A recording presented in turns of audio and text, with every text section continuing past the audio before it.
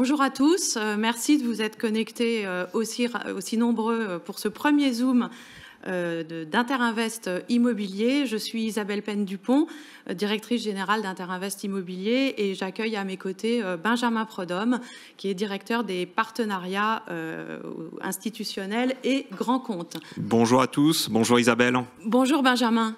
Donc on vous parle aujourd'hui d'acquisition en nue propriété, un modèle économique vertueux que vous connaissez tous, qui est basé sur le partage de l'usage et de la propriété.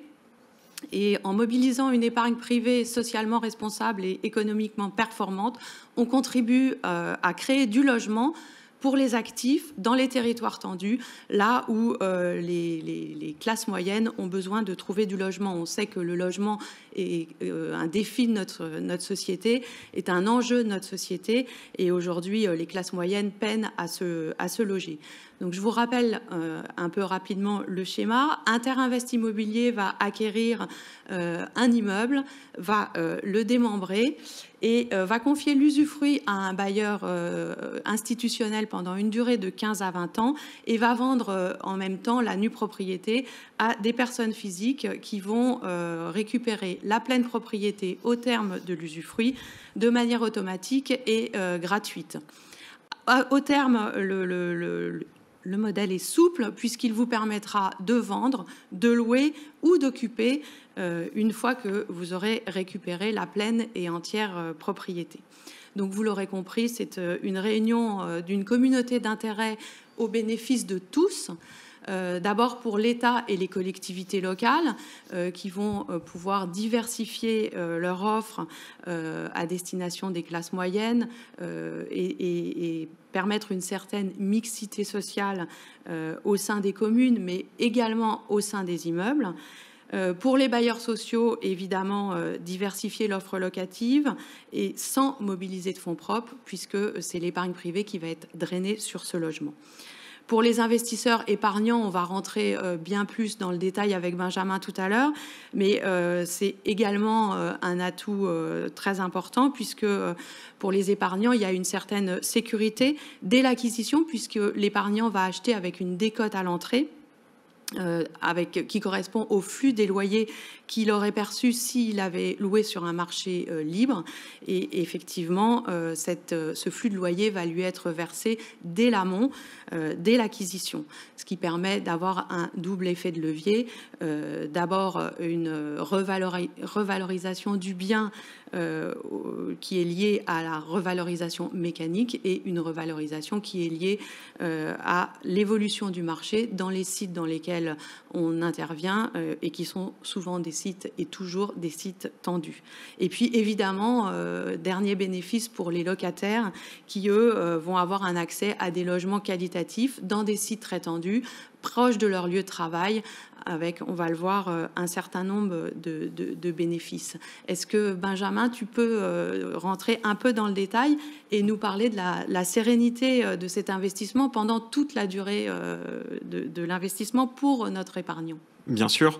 Il faut savoir que l'investissement en nue propriété, c'est, je pense, le seul investissement qui permet de sortir de toutes les contraintes inhérentes à un investissement immobilier classique, traditionnel. C'est-à-dire que toutes les charges, notamment pendant la période donc, de démembrement de propriété, vont être supportées par le bailleur institutionnel. Donc tout ce qui concerne l'article 605 et 606 du Code civil, donc que ce soit les petits ou les gros travaux, sur l'appartement ou sur la structure de l'immeuble, vont être payés par le bailleur institutionnel. Le bailleur institutionnel prend également à sa charge les taxes foncières.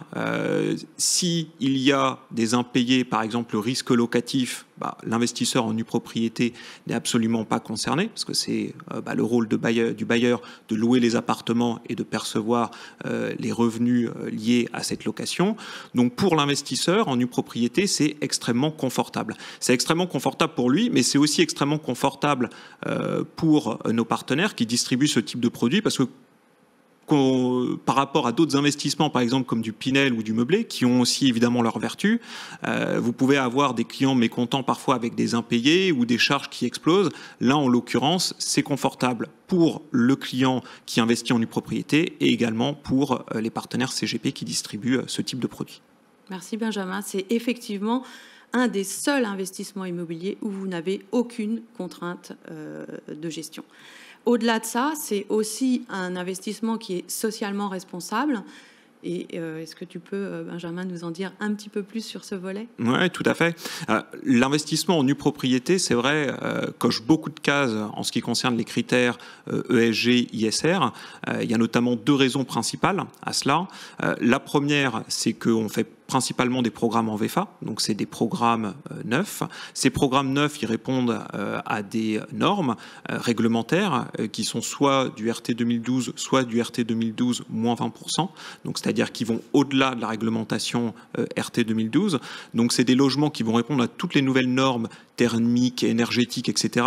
C'est vrai que dans le contexte actuel qu'on connaît avec l'envolée du prix des matières premières, c'est quand même pas anodin, que ce soit pour le portefeuille des locataires ou également pour la planète. Donc ça, c'est quand même un point qui est quand même très fort. Et puis le deuxième point aussi qui est primordial, côté ESG, c'est le fait que vous allez financer des logements sociaux ou intermédiaires. Et donc, vous allez avoir un impact sociétal très fort sur ce type d'investissement qui va permettre notamment à des jeunes actifs d'aller se loger dans des emplacements patrimoniaux que nous allons sélectionner, qui vont être proches de leur lieu de travail, alors que s'il n'y avait pas ce type de montage, ils pourraient éventuellement être à 1h ou 1h30 de leur lieu de travail. Donc c'est aussi un point très important pour nous. Merci Benjamin. Donc si on devait retenir 5 raisons d'investir dans la nue propriété, lesquelles est-ce que tu mettrais en avant ? Alors 5, c'est dur, parce qu'il y en a beaucoup, évidemment. C'est un montage qui est extrêmement vertueux et qui présente beaucoup d'avantages pour les investisseurs. Mais on va reprendre un peu ce qu'on s'est dit sur le début de cette présentation. Le premier, c'est la sérénité de l'investissement. C'est vrai que pour des clients qui ont été échaudés par des investissements immobiliers, revenir sur ce type d'investissement, c'est confortable. C'est un niveau de sécurisation qui est quand même très fort. La performance, également, de l'investissement.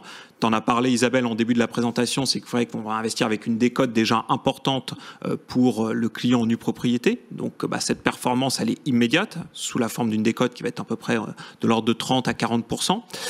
Il y a le côté aussi ESG, dont on vient de parler.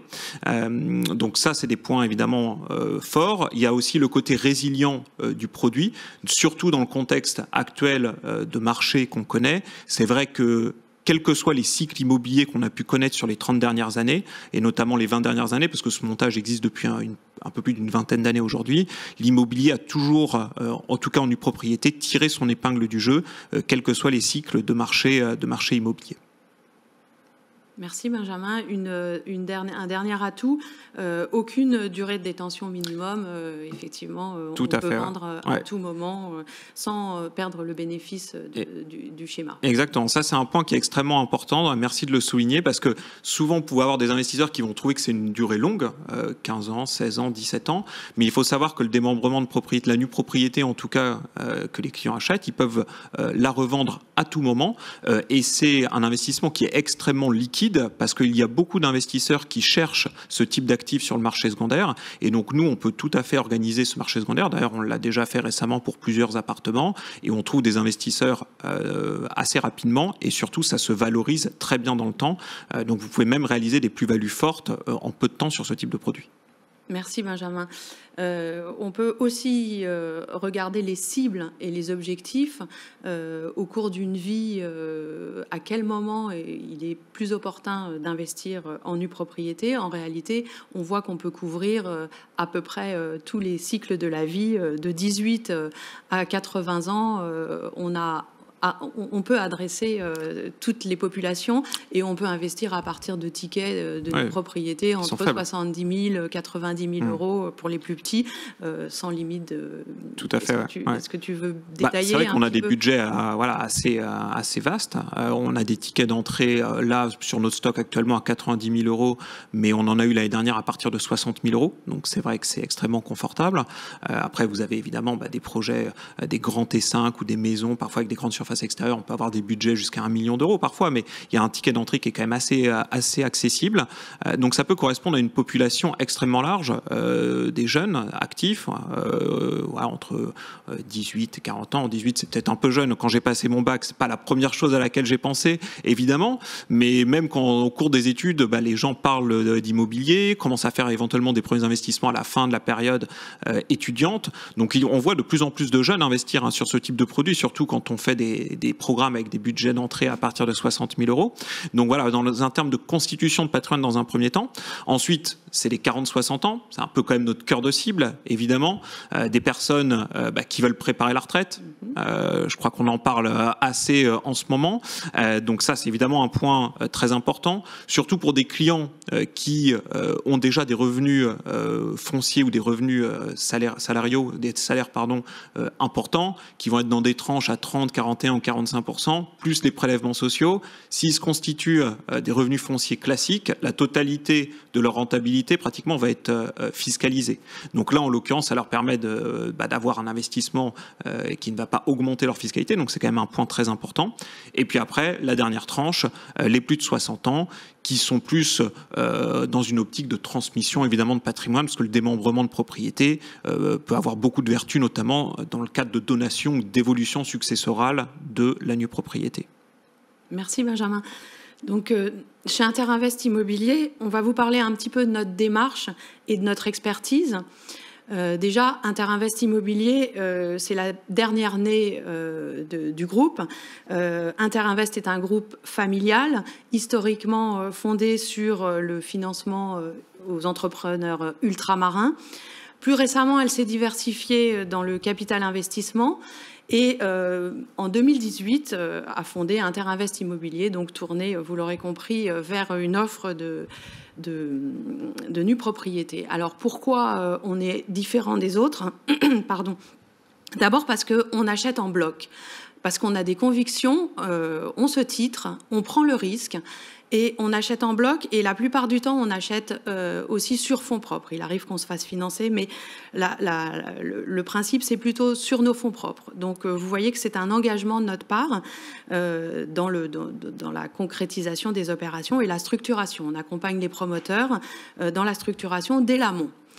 On pense qu'on est légitime sur ce créneau-là, et ça nous permet d'accompagner l'opération de A à Z et de s'assurer qu'elle conviendra aussi bien aux bailleurs qu'à nos nus propriétaires. La deuxième raison, c'est qu'on a une synergie avec Élévation Capital Partner, donc qui est notre société de capital investissement, qui de son côté finance des promoteurs avec lesquels on peut avoir un sourcing de qualité. Et évidemment, la sélectivité des emplacements, on s'attache à sélectionner les emplacements dans des sites très tendus, Paris, Île-de-France, on en a parlé, les grandes métropoles régionales et les stations balnéaires. Partout où les gens ont du mal à se loger, où les bassins d'emploi, où il y a de grands bassins d'emploi, ou les stations balnéaires également pour des saisonniers qui peinent à se loger dans ces sites-là. On a quelques chiffres sur lesquels on peut revenir. Donc depuis 2018, la création de l'entité, on a réalisé 17 programmes commercialisés, ce qui représente à peu près un peu plus de 400 lots. Fait intéressant cette année, une offre primée à la première place en démembrement du magazine Gestion de Fortune, grâce à vous, et j'en profite pour vous remercier d'avoir voté nombreux pour nous. Ce qui nous permet de nous donner beaucoup d'enthousiasme pour la suite et de préparer la suite. Et d'ailleurs, on va vous parler avec Benjamin de notre actualité, avec quelques belles opérations qui ont été lancées en fin d'année dernière ou qui vont être lancées très très prochainement. Je vais laisser la parole à Benjamin pour dévoiler ces opérations. Tout à fait. Alors, on a une actualité assez riche actuellement. Alors déjà, merci beaucoup également pour cette première place dans la catégorie démembrement qui a été décerné donc par le magazine Gestion de Fortune. C'est vrai que c'est une très belle récompense et on en est très heureux. Merci pour votre confiance. Sur ce début d'année, on a lancé 2 opérations et on va en lancer une très prochainement qui va être un sujet d'actualité fort pour nous. C'est notre 3e opération qu'on va lancer à Bordeaux. Donc, je pense que maintenant, on peut dire qu'on connaît un petit peu l'agglomération. Pourquoi investir à Bordeaux? Bon, déjà, à Bordeaux, il faut savoir que c'est une ville qui est extrêmement dynamique, une ville qui est dynamique économiquement. C'est un bassin d'emploi, plus de 400 000 emplois. C'est une ville qui est aussi en forte croissance démographique. Donc, qui dit croissance démographique dit fort besoin de logement également. Il y a aujourd'hui une croissance démographique où il y a je crois un peu plus de 250 000 habitants à Bordeaux, 260 exactement, et plus de 800 000 habitants sur l'agglomération. Il y a eu beaucoup de publicité qui a été faite sur Bordeaux sur les dernières années parce qu'il y a eu la LGV qui est arrivée, qui a relié Bordeaux à Paris en 2 heures. Donc ça a donné aussi un élan très fort à cette ville qui est magnifique. C'est évidemment une des plus belles villes de France. Donc pour toutes ces raisons, on a choisi Bordeaux parce qu'on estime qu'il y a encore un très fort potentiel de revalorisation dans le temps. On a décidé de se positionner en centre-ville de Bordeaux, sur la rive droite de la Garonne. Donc historiquement, le centre-ville est plutôt sur la rive gauche, mais depuis maintenant une dizaine d'années, vous avez donc toute la rive droite qui se développe avec des super quartiers, notamment le Darwin écoquartier. Et donc nous, on développe un nouvel écoquartier qui s'appelle l'écoquartier Brazza, qui est très tourné vers la végétalisation. Notamment, il y a beaucoup d'espaces verts. C'est un quartier qui est très diversifié. Il y a à la fois de l'artisanat, des commerces, des hôtels. Là, il y a un hôtel, un Mob Hotel qui ouvre, qui est un hôtel assez branché avec un bar à rooftop. Il y a une piscine qui est juste en face de notre opération. Donc il y a aussi un food court qui va ouvrir juste en face de notre immeuble avec énormément de restaurants qui vont ouvrir dans ce food court. Donc c'est vraiment un vrai lieu de vie. Ça, c'est vraiment important. Parce que quand vous allez sur un écoquartier qui est en construction, voilà, c'est bien d'avoir autre chose que forcément que des logements. Et après, concernant les logements, parce que c'est quand même notre sujet évidemment, on va avoir des T1 au T5. On aura même certainement quelques maisons en cours d'année dans une 2e tranche et on va avoir des budgets à partir de 90 000 € pour un prix moyen en pleine propriété à 5 600 €. Donc on est très bien pricé. Il faut toujours regarder le prix en pleine propriété sur ce type de montage, parce que si le prix en pleine propriété est décorrélé du marché, on vous aurait beau avoir la meilleure décote du monde, il n'y aura pas trop d'intérêt. Donc si vous regardez à 5 600 €, on est sur un bon prix de marché et c'est un immeuble avec des surfaces extérieures et des parkings pour tous les lots. Donc voilà, un quartier agréable dans une ville qui a encore beaucoup de potentiel et des appartements avec des belles prestations en plus. On a des sèches-serviettes, on a des voleurs roulants électriques, on a un système de visiophonie pour entrer dans l'immeuble. Donc je pense qu'il va connaître un beau succès et justement, j'en profite pour vous dire qu'on le lance aujourd'hui. Donc c'est vraiment notre actualité de ce jour, du moment. Et donc voilà, vous allez recevoir un mail dans la journée pour déjà poser les options si vous le souhaitez. Donc voilà, lancement aujourd'hui pour cette nouvelle opération à Bordeaux. Très belle opération. Merci Benjamin. On change de région et on va dans le sud-est avec une belle opération à Fréjus. Tout à fait. On va dans le sud-est.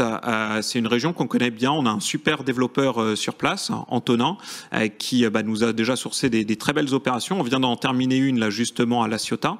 Et donc là, notre nouvelle opération dans le sud-est, Fréjus. Fréjus, c'est une opération qu'on a lancée il y a une semaine. On a une dizaine de lots, donc c'est une petite opération. Il y a déjà 3-4 lots là qui ont été réservés. Il y en a 3 qui ont été réservés et un qui devrait être réservé là, je pense, cette semaine. Donc ça bouge bien. Vous voyez que c'est une architecture très agréable, qui respecte l'environnement vraiment du sud de la France. Pareil, il y a des surfaces extérieures et des parkings pour tous les lots.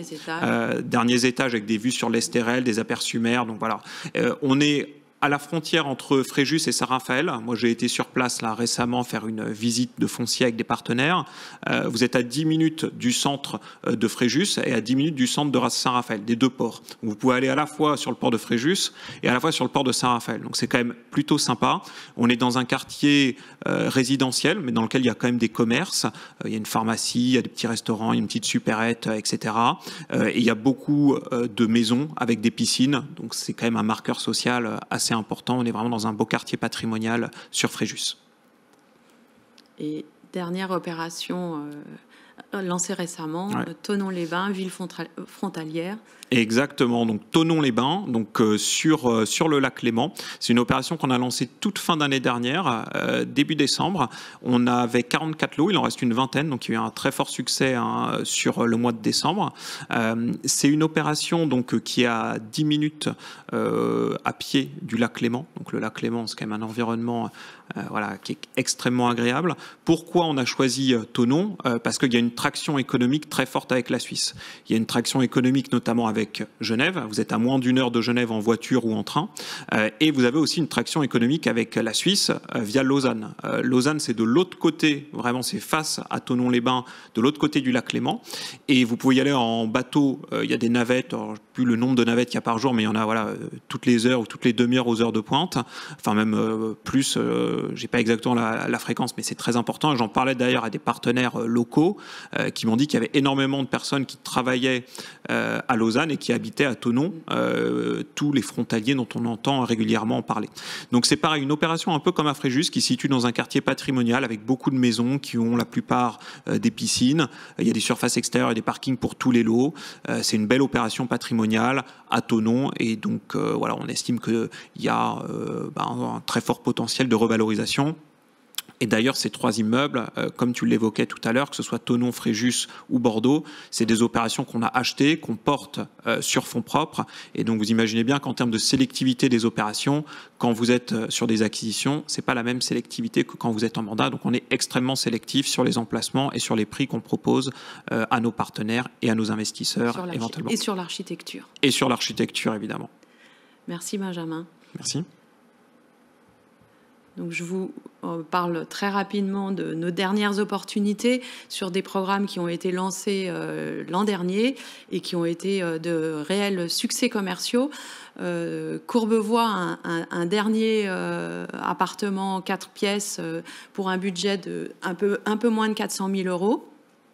Grenoble, une très belle opération proche de la gare où on a 2 lots disponibles, et Villeurbanne, très très belle architecture, 5 lots disponibles avec une date de livraison qui est proche, donc d'ici 3 mois ce programme sera livré. Donc profitez-en, ce sont les dernières opportunités. J'en profite du coup sur Villeurbanne. Si vous avez des clients ou si vous souhaitez aller voir l'opération, on peut vous faire visiter déjà les logements parce que c'est, comme tu l'évoquais, une livraison qui est extrêmement proche. Donc c'est quand même assez agréable et ça peut être un vrai plus pour les clients de pouvoir matérialiser leur investissement immédiatement. D'autant que l'opération est vraiment très réussie. Elle est vraiment très belle architecture. Ouais, j'ai été sur place aussi et c'est magnifique. Donc tout ça pour vous dire que nous sommes un acteur d'envergure nationale, vous l'aurez compris au travers de cette présentation. En 2023, on vous réserve encore quelques surprises et 200 lots qui vont être lancés, répartis de manière assez équitable entre le Sud-Est avec 3 programmes, le Sud-Ouest, 2 programmes à nouveau, l'Ouest qu'on développe, qu'on a pas mal développé l'an dernier et qu'on continue à développer avec 2 nouvelles opérations, et toujours l'Île-de-France avec également 2 nouvelles opérations. Donc tout ça pour le premier semestre 2023, et on continue à structurer des opérations très en amont pour vous apporter des opérations et vous apporter notre expertise sur la nue propriété. On arrive à la fin de cette séance. On va répondre à un certain nombre de questions dans la salle. Je vois qu'il y a quelques questions.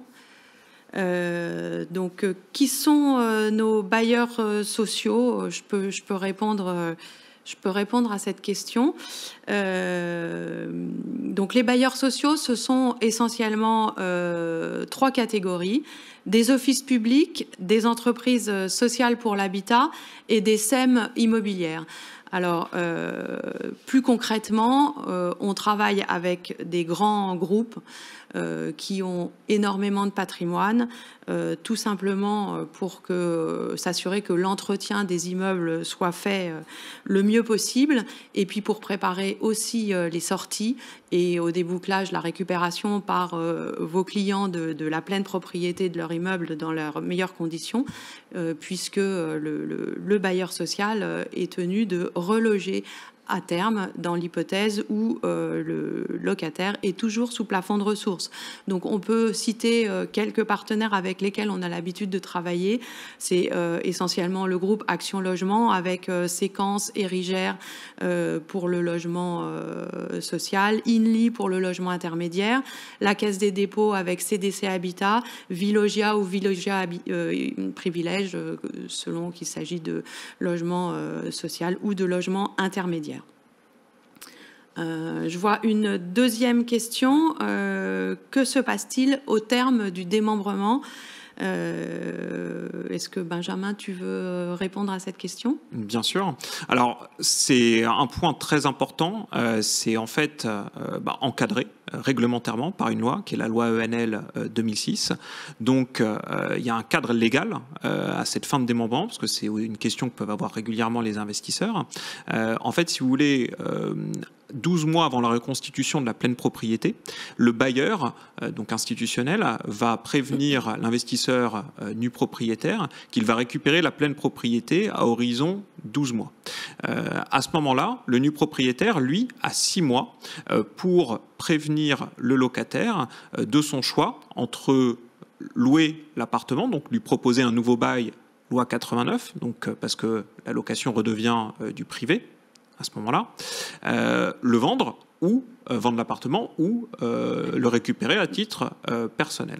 Donc, il y a cette échéance de 6 mois et 3 mois avant donc, la reconstitution de la pleine propriété, le locataire doit avoir donné sa réponse si jamais il souhaitait signer le nouveau bail, notamment loi 89, avec l'investisseur en nue propriété qui va récupérer la pleine propriété. Et si jamais il ne conclut pas de nouveau bail à ce moment-là, c'est au bailleur institutionnel, si le locataire répond toujours aux critères d'éligibilité pour accéder au logement social, de proposer un logement dans les mêmes conditions économiques et dans la même zone géographique aux locataires. C'est d'ailleurs pour ça, et tu l'évoquais, qu'on travaille avec notamment des très gros bailleurs, pour la plupart du temps, institutionnels, qui ont un parc locatif important. On travaille avec des bailleurs qui ont des parcs locatifs, pour certains, de plus d'1 million de logements. Donc c'est quand même pas anodin. Et... par rapport à ça, il y avait aussi un sujet par rapport, je voyais la question notamment de Laura, qui l'a évoqué tout à l'heure, Laura de Rennes, qui l'a mis dans le chat, par rapport notamment à la remise en état des biens également en termes dans quel état on va les récupérer.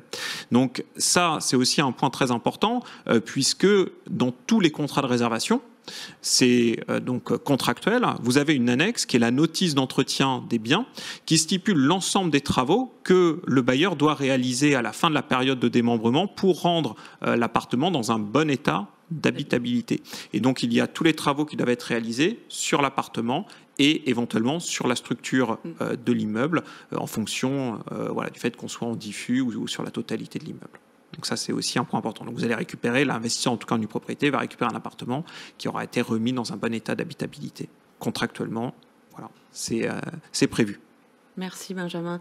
Peut-être une dernière question. À qui sont destinés les logements ?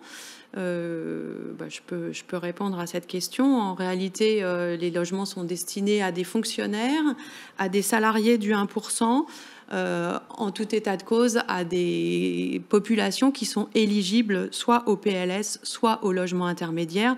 Donc pour vous donner une idée, une personne seule éligible au PLS a des niveaux de ressources 31 600 € et pour une personne éligible au logement intermédiaire, c'est 43 400 €. Pour 2 personnes, c'est 47 200 € pour le PLS et 64 800 pour le PLI. Je ne vais pas vous les faire tous, mais je peux vous donner aussi un autre exemple qui illustre bien, c'est que le PLS à Paris c'est 13,60 €. Vous voyez à peu près la décote par rapport à un marché libre qui est entre 27 et 30 € du mètre en locatif. Et pour le PLI, c'est 17,55 €. Donc on voit que ce sont des loyers qui sont à peu près 30% en dessous du prix du marché.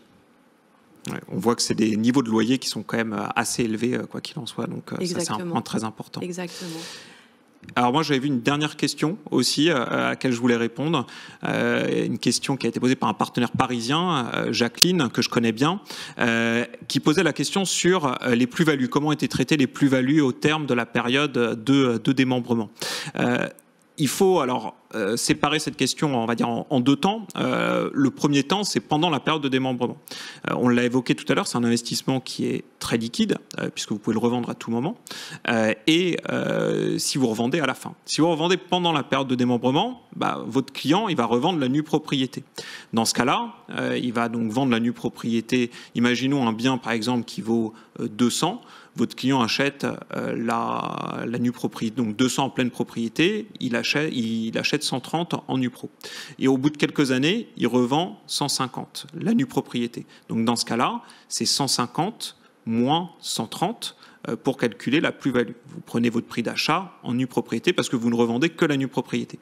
Par contre, si vous arrivez au terme de la période donc, de démembrement, à la fin de l'usufruit, votre client... Donc un appartement qui valait 200, je reprends le même exemple, qui valait 200 en pleine propriété, qu'il achète donc 130 en nupro. Imaginons, voilà, le marché s'est revalorisé, l'appartement en vaut 250, eh bien, ce sera 250 moins son prix d'achat en pleine propriété sur la valeur vénale. Donc c'est bien le prix en pleine propriété qui sera retenu à ce moment-là. Et en plus de ça, concernant les abattements pour durée de détention, les 22 ans pour avoir une exonération totale à l'IR et les 30 ans pour les prélèvements sociaux, la période de démembrement est comptabilisée dedans. Donc la fiscalité, déjà, va être extrêmement optimisée à ce niveau-là par ces deux leviers. Merci beaucoup, Benjamin. Merci, Isabelle. Je pense qu'on arrive au terme de cette édition. Merci à tous de nous avoir suivis. Et à une prochaine fois pour en savoir plus sur la nue propriété. Merci. Au revoir à tous. Merci beaucoup. Au revoir.